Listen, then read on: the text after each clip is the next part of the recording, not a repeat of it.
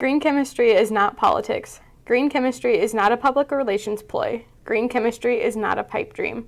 This is a field open for innovation, new ideas, and revolutionary progress. This is the future of chemistry. This is green chemistry. This is how the American Chemical Society explains green chemistry. Green chemistry is changing the way that chemists and chemical engineers design processes, making them more sustainable and efficient while reducing hazards and waste. Ultimately, the goal is to reduce the negative environmental impacts and health effects on people. There are 12 green chemistry principles ranging from waste prevention to hazard reduction to designing for degradation. While the utilization of each of these 12 principles is important, with different principles often playing off one another, this video will focus primarily on the green chemistry principle of catalysis. Think of a catalyst like a toolbox. You take a hammer out for a nail and a wrench out for a bolt, and you build your project quickly and efficiently. You put all your tools back in the toolbox, so the toolbox is the same as when you started the project.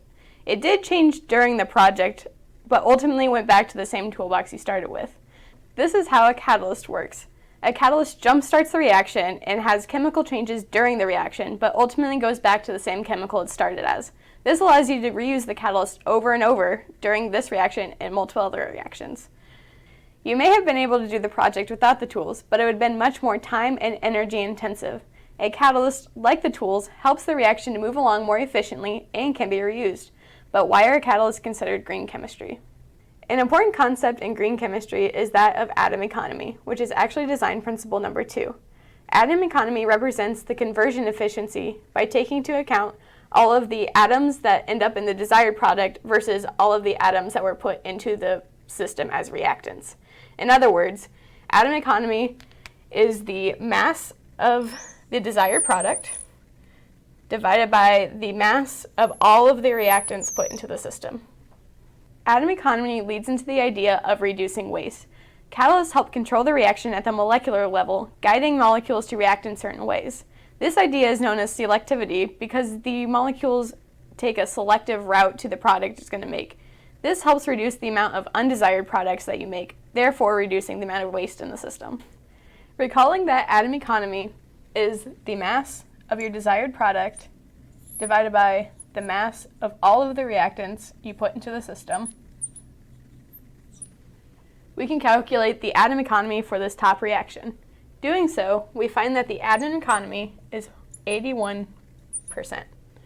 This means that 81% of the atoms in the reactants went into making the desired product. So there's still 19% that went into making waste. So to try to get to 100% atom economy, you can do this by employing a catalyst. You have a ketone reactant that you react with hydrogen gas and employ a palladium on carbon catalyst to get only your alcohol product. This means that you have 100% atom economy and zero waste with respect to the atoms. Catalysts increase the efficiency of the reaction, with designing for energy efficiency being design principle 6. Molecules need a certain amount of energy in order to react. This often is provided using heat, such as with hot oil or water, as the energy source. A catalyst will decrease the amount of energy necessary for a reaction to occur. Let's take a look at a reaction coordinate diagram. This diagram represents the changes in energy of the molecule as it progresses through the reaction. Taking a look at this hill here, this hill represents the amount of energy needed to be put into the system in order to get the molecule to react, and we do so by applying heat. This is called the activation energy. Now imagine you're trying to roll that ball up and over the hill. It's going to take a lot of energy to do so because the hill is so high to get down to this final product. However, if you employ a catalyst, it'll lower that activation energy, making the hill much smaller. So it'll be much easier to get the ball up and over that hill to reach your products. This will require less heat to get the energy you needed, therefore putting less energy into the system, and that is what makes catalysts green chemistry. Now, some molecules are very inert and do not react easily. Catalysts can allow these molecules to react since they lower the energy necessary for reaction. Looking back at our ketone reduction example from before, we see hydrogen gas as a reactant. Hydrogen gas on its own is very stable and will not react with the ketone. It is only possible for this reaction to occur with a palladium catalyst. Another great example of a typically inert reagent would be carbon dioxide, or CO2. CO2 is known to be wreaking havoc on the environment. Recent technology has allowed for the sequestration of this greenhouse gas via carbon capture and storage.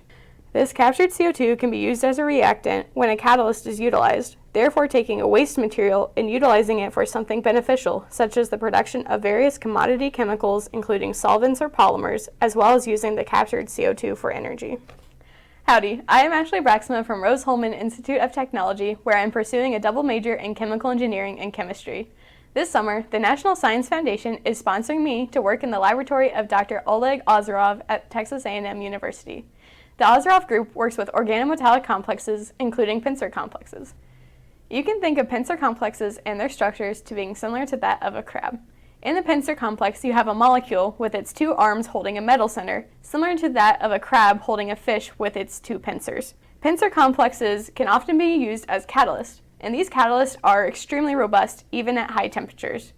Pincer catalysts have been found to be really useful in borylation chemistry, which is taking a carbon-hydrogen bond and directly converting it into a carbon-boron bond.